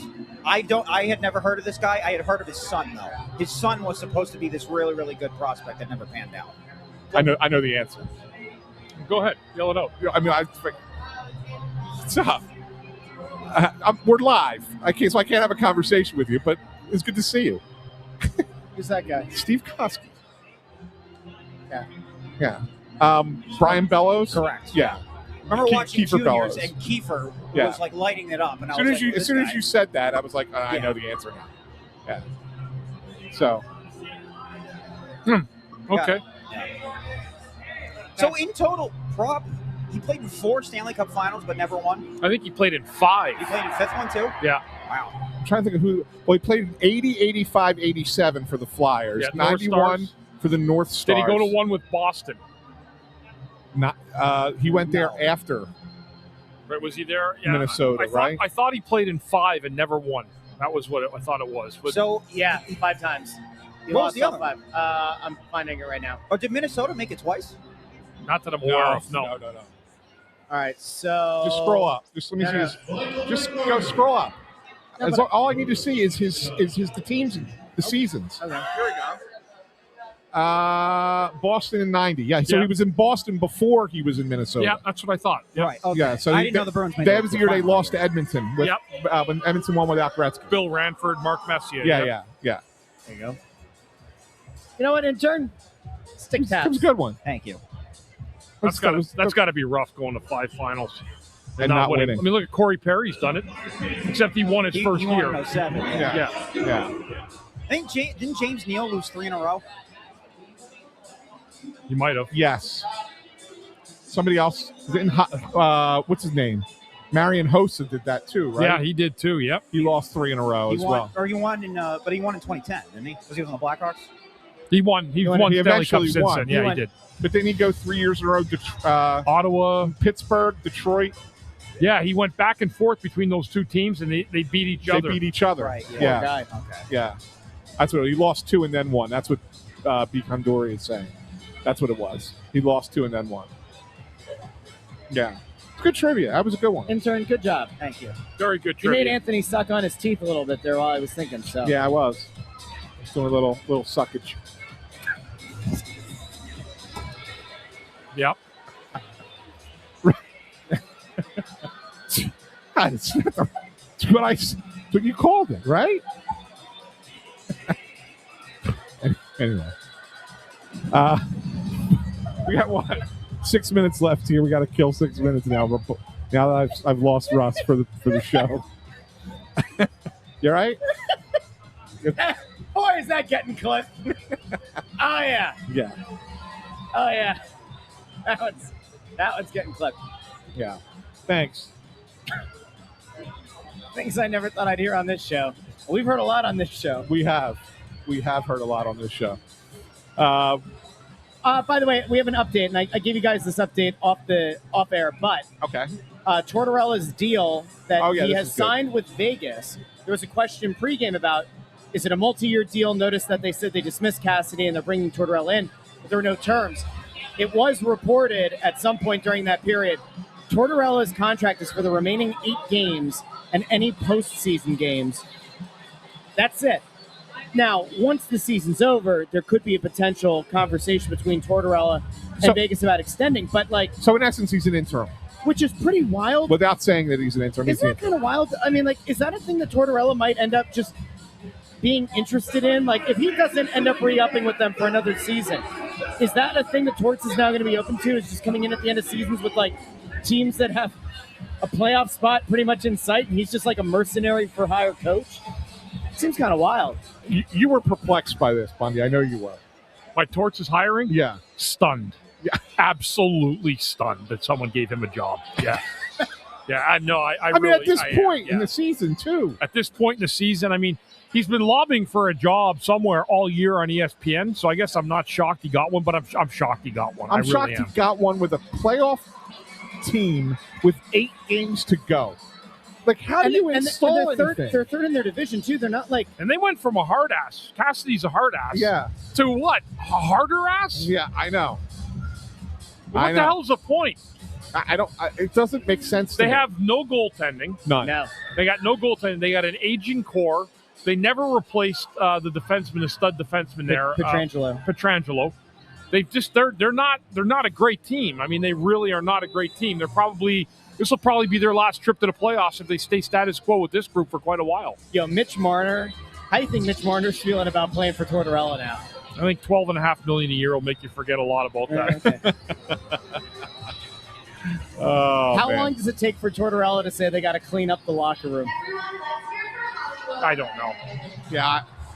He's got to be careful what he says. They're a playoff team. Yeah. Yeah. It's So a he's little different. Yeah, a little different. Yeah. You can't go in there rough hodge and everything, just because he feels like it. You got to be able. They have to be able to, try to define what this season is. They're going to be a playoff team, so they want to make sure they stay positive too. Cassidy's a really good coach. I don't understand, and I saw there's a comment over here, to this same notion, but you're not moving on from a total schlub in Cassidy. He's a good coach. Why not finish out the season? Bundy, does that give you the feeling that he lost that locker room? That it was they couldn't repair the situation there? Yeah, I mean, they felt like if Dallas hadn't won a game in regulation on the road in months. They just won it 2 weeks ago or 10 days ago. They've really been struggling, and they have a ton of overtime losses. They got that extra point. That's why they're in right 16. now. 16? 16 overtime losses. Yeah, that's unbelievable. The record's 32, 26, and 16. No, that explains it. Never mind. Because you're under 500. Yeah. Yeah. Their goal differential is only -2, though, which is not Not awful. – it's not awful, right? I mean, so I don't know. Maybe they think they can clean it up defensively. You ain't winning. Look, you ain't winning anything in the playoffs. The only thing I could say is this: that division stinks. Terrible. Right? Terrible. And so because of that, maybe you can find your way out of the division, and you get to the conference final. Then who knows? Anything can happen. Yeah, you roll the dice there a little bit. They may be able to get out of the first round. They might be able to. Like if the playoffs started right now, they'd play Edmonton in the first round. Yeah, right. Yeah. Right. Edmonton, who also doesn't have any goaltending. And then the first place team is Anaheim, who plays no defense. None. I mean, They they just play wide theoretically open. Right. So like actually see who So they. maybe if you're Vegas, you're looking at it and say Torts is a defensive-minded coach. He's going to come in and force these guys to play defense, and we're in a division where there's a lack of it. Maybe we can find our way to the conference final and cross our fingers at that point against either Colorado or Dallas. Vegas has the second weakest strength of schedule in the entire league remaining. The only team that's like considered a strong team is Colorado. They've got Vancouver twice, Calgary once, Winnipeg once, Seattle twice, Edmonton once. That is a weak. And of those teams that they're chasing within their division, I mean, Anaheim has the third weakest remaining strength of schedule. Edmonton's like sixth weakest strength. So like, I don't know. I guess there is theoretically. I mean, it's a lot of points to make up. I think it's 6 points separates third and first in that division. But like, you could theoretically do something interesting there. Is Draisaitl 100% definitely not playing again this year? That's what they said. Yeah, that's what they say. He's out for the season. Okay. Yeah. Well, he could be back for the playoffs, right? For the playoffs. Could be back for the playoffs. Oh, he could be. Okay. Yeah. And they got to hold off LA. LA is 4 points behind them with a game in hand. But LA looked awful against Utah. Who's that? LA. LA did, yeah. They're really struggling again. They got blown out at home by Utah in a game that had a lot of playoff implications. That guy might be overserved a little bit. That guy's a little overserved, yeah. When you start dancing alone when no one's around you, that's usually your first telling sign. We didn't talk about this pregame, but there was a kid who maybe makes the wall of shame. Puck drop. Tripped on this thing over here. I know. We'll talk about it. We'll be back post-game here on the Press Row Show. Like the video, share the video, subscribe. Talk to you soon.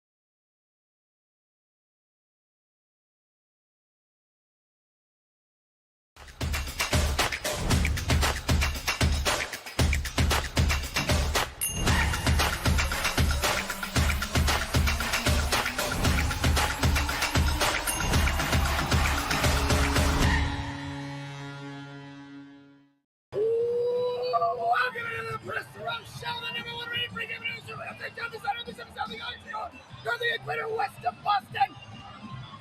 Trevor Zegras. Take a bow. On the worst shot of the night by either team. A bow. The worst shot of the night, and the Smith let it in. I mean, that was just a brutal goal, but we'll take it. Yeah, you take it. Absolutely, you take it. Do you get the feeling that he lulled to Smith to sleep on that play? It was like the way that he allowed for the puck to kind of enter. It felt like it was almost you would kind of get off balance, like expecting him to collect, but instead he just kind of. I think the Smith thought he was going to pass it. Yeah. I do. I think the Smith thought he was going to pass it, and then he just fired a shot from a weird angle, and it beat him. And good on Zegras. Smart play, patient play. And he actually started that, Bundy. I believe he was the one that threw it back to Ersson. Yes. No, that was Cam York. Was it York? Who Yeah, did that? York did that. Okay. Yeah. All right. Yeah. I thought it was Zegras, because Zegras went right back into the zone. Yeah, But- it was Okay. York. Yeah. All right. But it's unbelievable that this team is 2 points out of a playoff. Tonight on Italian Heritage Night. Little gabagool, little cheese pinch, couple of prayer hands. What an amazing night. These people. Look at these people. The humanity. Yeah. Everybody's happy tonight. We've got men, we've got women, we've got children, we got security. We got everybody hugging it out, high-fiving it out. I'm fascinated by the fact that they are where they are at this point. 2 points back. So catching everybody up. With a game in hand. Catching With everybody the up. game in hand, yep. Columbus loses in the shootout to Boston. So they are now sitting on 88 points with 74 games played. Pittsburgh was idle tonight. They have 88 points on 73 games played. The Islanders, who are second in the Met, 74 games played, 89 points. So you're 3 points back of second in the Metropolitan. You are 2 points back of either the second wild card or the third spot in the Metropolitan Division, and you have a game in hand on both the Islanders and the Blue Jackets. Yeah, it's a massive win. Massive 4-point weekend again by the Flyers. Getting that big win in Detroit last night and then coming back and getting this 2 points. What a gifted weekend this was. Beautiful. Yeah, I never thought this one was going to happen tonight. Nope. That's why I picked Dallas. I picked the Flyers tonight, feeling good about it. Yeah. What was my score? I said 3-1, didn't I? Yeah. I got the 1. But no, I don't know what it was. I had a weird feeling tonight that Ersson was going to have a good game. And you got to give Sam Ersson credit tonight. He did have a good game. He did. And there were some very nervy moments in this one in front of net. And Ersson, to his credit, really stood in there and gave this team every opportunity to win. He did. This is the truth. So, I mean, listen, I don't know if this takes the full sour taste out of your mouth from earlier this week when the Flyers come off of a 3-game road trip where they sweep those 3 games and they lose at home in regulation to Columbus. Everybody's feeling kind of down and nasty about it. I'm not saying this totally takes that bad taste out, but man, I think it kind of does. You go toe-to-toe with one of the better teams, one of the best teams in this league. You don't look outclassed to the entire 60, and you get it done in the run of play in overtime. It's an impressive win. Is this the most impressive win of the year, given the stakes right now? I think this and the Minnesota game, the one they won about 2.5, 3 weeks back at Minnesota, was a huge win. Yeah. You didn't see it coming, but home game, I mean, in terms of circumstances, where they're at in the standings, this was probably the biggest home win of the year, I would say. Yeah. Yep. Probably their biggest home win of the year. I mean, I don't know. I have a hard time getting past beating Colorado in Colorado. That was a good one, Yeah. Like that. Oh, that to me- was a great game, too. Yeah. To me, it was the most impressive game. Yeah. There goes a couple of Stars fans. Yeah, it sucks for them. There were a bunch of Stars fans in the crowd tonight. There was a good number of stars. It was weird. Dirty cockroaches.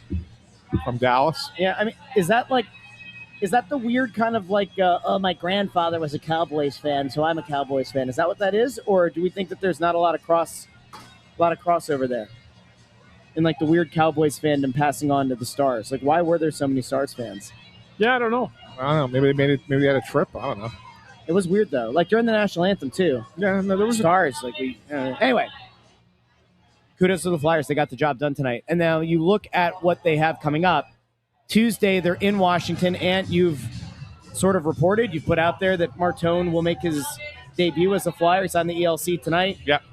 He'll make his debut in Washington against the Capitals. Then they're back in town Thursday night, second of 3 games against the Red Wings. Yeah. That is now an even more massive matchup. And then right after it, you're on Long Island, huge game, chasing the Islanders, home against the Bruins, really big game, although they're all big at this point. They are. Yeah.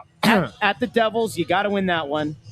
Devils don't really have anything to play for. You got to win that. And then your third and final game against Detroit, at Detroit, home against the Jets, home against, on the road against the Jets, home against the Hurricanes, home against the Canadiens. So the only, I don't know if you want to call them cupcake games, but the ones that don't really matter quite as much, I guess, Devils is one that you should win. Winnipeg has gotten themselves back in the race because of how bad that division is. Yeah, I know. So they're kind of back in the Western Conference playoff race a little bit. So, maybe by then they won't be, but as of right now, like, you're probably going to get a good game from the Winnipeg Jets. So they've got 9 games remaining, and only 4 of them are at home. That's all right. It's a tall test, but it's a what? Why are we talking about who's got Winnipeg?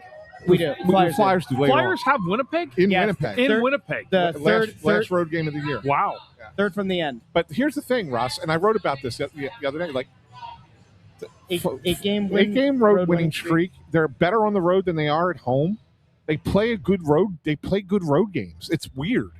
It's just an odd thing. I don't know why. I can't put my finger on it, like why, but it's. I don't look at that and say, oh, 5 road games and only 4 home games, that's a disadvantage. I don't necessarily think that it is. I like Roy McMullen's question over here. Is this Operation Epic Hockey? If they somehow manage to go on a real heater to end the year and they make the playoffs, we've got to come up with a name for it. It would be one of the strongest finishes this team has had to a season in forever. Two long decades? Probably. Forever. Right? It since Bundy played. Yeah, probably. I'm being honest, because when you think about the years after that, right? Like, think about the years they made the playoffs. So, like, after Bundy left. So you got, 08, you go to Eastern Conference Finals. They were a decent team that year, but they didn't have like that big long push that year. They make the playoffs in 09, but there was the end of the season was kind of 2010, they nearly coughed it up, right? If it wasn't for the shootout. I don't remember 2011. Maybe they had a good finish that year, maybe. And then you're pretty much like not good for a decade, right? Like, Yep. So like it really has to go back to maybe 03, 04, I want to say, when you guys had a pretty good finish there. It just doesn't happen. It really doesn't. It is a total anomaly to finish the season strong, and they have like, this isn't quite where you have your own destiny in your own hands. This is about as close as it gets to being when you're on the outside looking in. They are totally in control of what they can control here, And we talked about their strength of schedule remaining. Carolina obviously is the toughest opponent they have left. You do have 2 against Detroit. You have 1 against the Islanders, 1 against Boston, all of whom you're trailing. But if you control what you can control, they'll make the playoffs. Yeah. You can't scoreboard watch. None of that matters. Just take care of the teams that line up across from you every night. Skate away with at least 1 point. You're on a crash course with a postseason berth. Yeah. That in January looked like it was very much gone. In February, it looked like it. At the end of the first game back out of the Olympic break, they lose in Washington. You remember this game? Yes. And like, that was the game I looked at and said, that was, I don't think they can do it. Like, it was after that, and then they've been on a great run since. But that game, first game back from the Olympic break, I remember saying, man, this is like, they got to show me something here to kind of stick with it. And great job on that organ. Way to work the organ tonight, Mike. Somebody put in the comment asking what the Flyers' record is since the Olympic break. So they're 12-4-1. Yeah. 25 points. The Sabres are the only team in the entire league with more points since the Olympic break than the Flyers. Yes. We need an Olympic break every year. That's what it is. Give this team a break. Well, the funny thing is, keep in mind, like, the Flyers had one of the fewest number of players going to the Olympics. Yep. So the majority of the team was resting. It helped. They made changes too. I don't want to make pretend like that's all they needed was a break. There were a lot of changes made to the defensive system and how they were playing it, and now it's much tighter and much more sound. belief is a big thing, right, Bundy? Yeah. I mean, like Confidence. yeah, I mean, you can talk about it as someone who's been in that spot, right? Like they believe they can do this. Yeah. They to a man believe that they can make this incredible run and make the playoffs, and that changes everything with how you play, right? It does. I mean, they're feeling good about themselves. I've been on teams where you're on a run and you feel like you're never going to lose. Mhm. Like you're in every single game. You have belief in yourself as a group, and that's a great feeling because you can feel it. You can feel it individually, about how good the team feels about itself. So, no, they're in a good spot right now. I mean, and they just continue to push forward, gathering points, playing the game the right way. Defensively, they've been really solid. Yeah, they have Really solid. They really have. And you know when I noticed some confidence, Bundy, and you pointed it out. In overtime, Travis Konechny had a shot. It was a real tough shot, but the Smith makes the save. Yeah. And you pointed out, you're like, man, that was a smart play. That was a good shot. Great right? shot. Earlier this year, the Flyers would get into 3-on-3 overtime, and they would just try and hold on. But they had the puck, they weren't trying to make a play. They were because they wanted to get to the shootout because they were a better shootout team, right? And they were not good in the 3-on-3 in the overtime. And so now all of a sudden, you see them going out there like, screw it, we're going to go for it. Yeah. We're going to try and make plays. We're going to try and win this thing now. We ain't letting us get to a shootout. Yeah. That's the kind of confidence when you talk about the way that, it's building, right? And within this locker room, it's building that confidence. And you see it just by simple little plays that they make like that. It doesn't lead to a goal, but it's just a play like that. You go, okay, this team's more confident now than they were before. Yeah. Yeah. No doubt. One guy that was not shown, this just is a little aside. So NBC Sports Philly zoomed in on the box earlier with Martone, with Jonesy and Danny and did the big tall cheerleader guy for NBC Sports meet them there? John Clark? Yeah. I don't know. I didn't look. He doesn't usually do like an Johnny airport run? Johnny Airports, yeah. Yeah. I didn't see him at the Phillies game today. But we did get something. We did learn something tonight. What did we learn? Travis Konechny was interviewed during the between period stretch. Yeah. He referred to Porter Martone as Marty. Who Marty. Konechny. Really? Yeah. Remember we were talking about that? Yeah, remember I said that? It's going to be Marty? Yeah. Yeah. Yeah. No, so there you go. It's Marty. Was it going to be Marty? Was it going to be Tony? Toner? I said Ports. Ports. Ports and Torts. Imagine that duo. Torts back in the league. That is just unbelievable. Ports probably wouldn't have been opposed to playing for Torts. Yeah. By the way, just to answer, I know I answered this pregame, but not that one. Dad? Yeah, hi, Dad. No, I want to put Lexer's question up. Who's getting scratched to make room for Martone? I don't have a 100% answer, but I'm pretty confident it's going to be Carl Grundstrom. Yeah. Pretty confident it'll be Grundstrom. Makes sense. Yeah. So, people are asking what jersey number he's going to wear, too. That has not been determined. Is he wearing 94? 93? No, it was 94 was the one that he wore in Dev Camp. Well, he can't be 22 because Dvorak's 22. Yeah. So it's going to have to be something else. I actually like 94. That's a good number. You know the last Flyer to wear 94? Ryan Ellis. Really? Yeah. Redeem that number. Yeah, that's right. Yeah. Maybe Ryan Ellis was the prince who was promised. Yeah. And this is one other thing I want to, since Danky Bud brings it up, he says in his opinion, or her opinion, I don't know, I'm assuming it's he. Or their opinion. I don't know. I saw those clips out of Canada today. You can never be too careful. Yeah. So my opinion, take Hathaway out, put Grundstrom on the fourth line with Glendening and Coots, and either put Martone on Dvorak or Kate's line. I think you're going to take Grundstrom out because the fourth line right now is playing damn good hockey. Yeah. And Garnet Hathaway in the last 5-6 games is playing exactly how you need somebody on that line to play. Right. Like he's out there hitting people, creating havoc, forcing turnovers. He's not going to score. He's not going to get it. He's not going to get you points, whatever. That's not what the fourth line's out there for. Although they have a couple goals. Obviously, Couturier's had goals in three straight games before tonight. But that group of Couturier, Glendening, and Hathaway, I wouldn't touch that line at this point. Yeah. I like that. I agree with you. Right? Yeah. So. Yeah. Anything else, Russ? No. I mean, this is great win. Exciting. It's exciting right now. It really is. Can't wait till Tuesday night at Washington.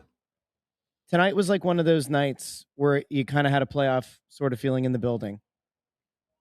You know, and you have fans who are coming down here, and now they're all kind of in unison, believing that this team has a chance. And it is so critical for this organization and for this team to keep that momentum going. So you're on board right now, eh, Russ? You're not like you're jumping on?